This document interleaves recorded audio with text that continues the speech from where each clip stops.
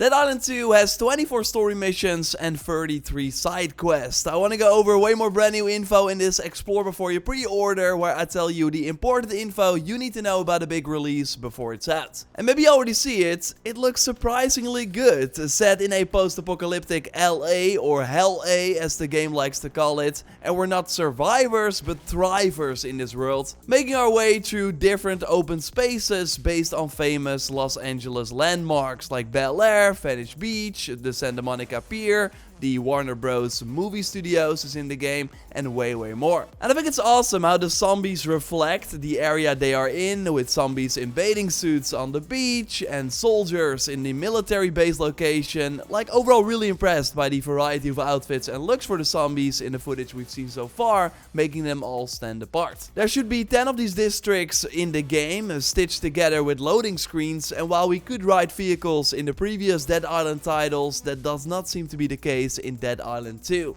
They really focus more on detailed but smaller open spaces, although because we're only on foot, they should still feel pretty sizable. And again, there should still be side quests to find in these locations by exploring, or sometimes a survivor will ask for your help via the radio, like this drunk rock star, so they can choose to go to his place, help him with his zombie problem, and get a reward, like a brand new weapon. We also know about some other side quests in this Bel Air area. One is for a retired actor, I think that's the one we see in this trailer. He needs some time to get down the stairs. And there's also an influencer here who wants you to take out zombies in creative ways for their content, so they are forced to use the many tools and weapons in cool ways in order to complete the quest, and I'll talk more about those weapons in a moment, by the way. And yeah, 33 of these sounds like a good amount, and that's according to the game's stats screen, by the way. Oni Zombie snapped a photo of this during PAX East, and a link to his channel in the video description. Here we also see 15 lost and found quests, which I think are small treasure hunts in each location that can lead you to special items. So even though you can easily go through the 10 locations in a linear way by just following the main story, exploring off the beaten path should be rewarding as well. And yeah, we go back to that menu, we again see the 24 story quest in the game that you can do solo or with up to 2 friends in the 3-player co-op. Co-op is still a big question mark because we haven't seen any gameplay of that yet, I think. At least I could not find it, which might change close to launch, but I think it also, yeah, can be a positive thing. Like, this game perfectly fine if you just want to play it single player. And a small back of the box explanation of the story. We survived the start of the zombie outbreak through a certain event that I won't spoil, but are then stuck in LA and also get bitten by a zombie.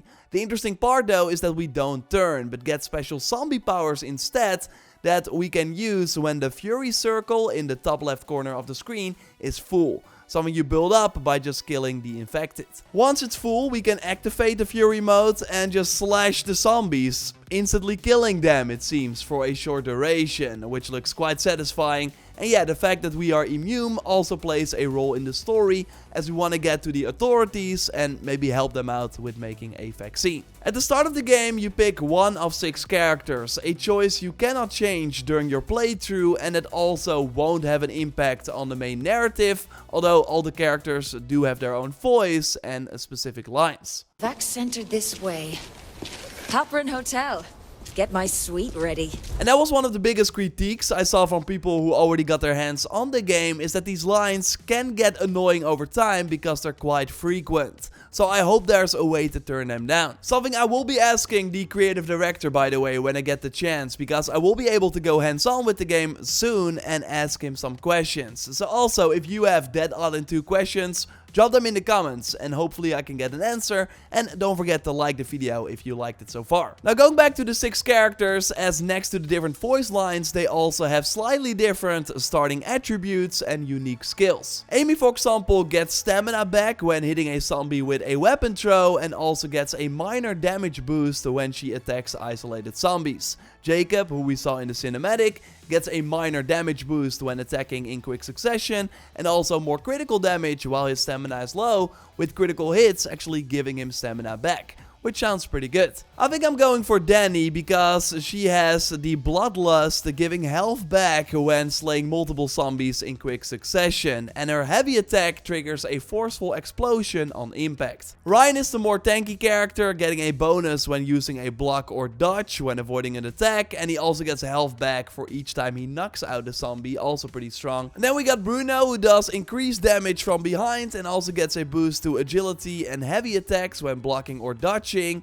And last but not least is Carla, who gets more toughness while her health is critical, and also a minor damage boost when close to multiple zombies, which kinda great. So yeah, these seem pretty impactful. Let me know if you got a favorite already. But apart from those passive skills, I do think that all the other skills are unlockable for each character. And there are 64 in total from the looks of it. And they come in the form of special cards that you get for leveling up. You find them in LA, and you can also loot them from special zombies. So, want to touch on the weapons in a moment, but I think it's cool to quickly look at this card system as well. So they are divided in different tiers and slots. Like in the ability tier, you have the defensive slot, where you can choose to either equip a dodge card or a block card, so you cannot have both of them at the same time. And in the jump slot, for example, you can choose to go for the drop kick or a flying kick, so you have to pick and choose. And there are cool combinations you can do, like with the dash strike ability and the slayer skill hammer fist, you can launch zombies forwards, really nice when on high places. And maybe you already saw the ground pound ability that you can do. Well, you can also add a flare up card and a quake card, and then make this slam way more powerful and also ignite the zombies while doing this. Of course, we have to wait and see if you can actually make builds or something, but it is at least a cool system, I think, versus a skill tree that we've seen many times. And there are also powerful Newman skills that you unlock way later into the game, and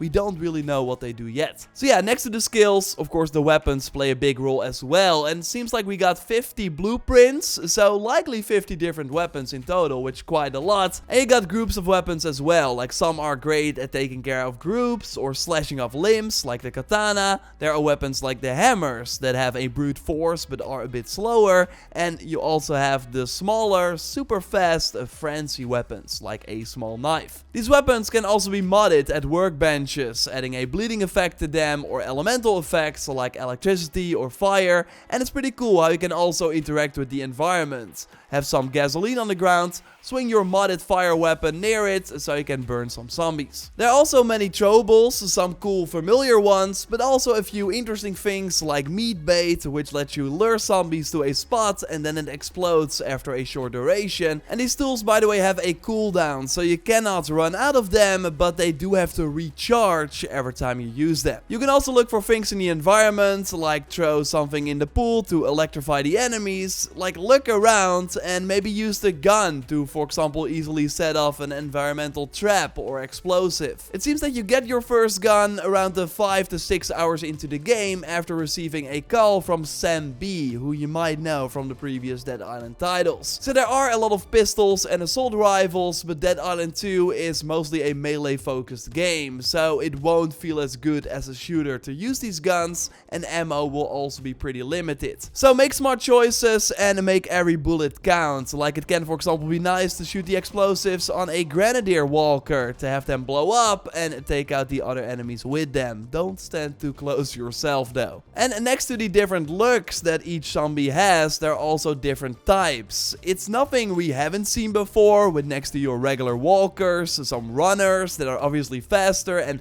can be on fire too, so then fire weapons won't help. There are these explosive zombies that detonate when you hit them. Some have ranged attacks as well. There are these screaming zombies that will likely alert the horde. And we also have apex variants that are smarter, faster, and also more powerful. I'm not sure if these bosses are also apex variants. We saw a bride already and a pretty scary clown zombie.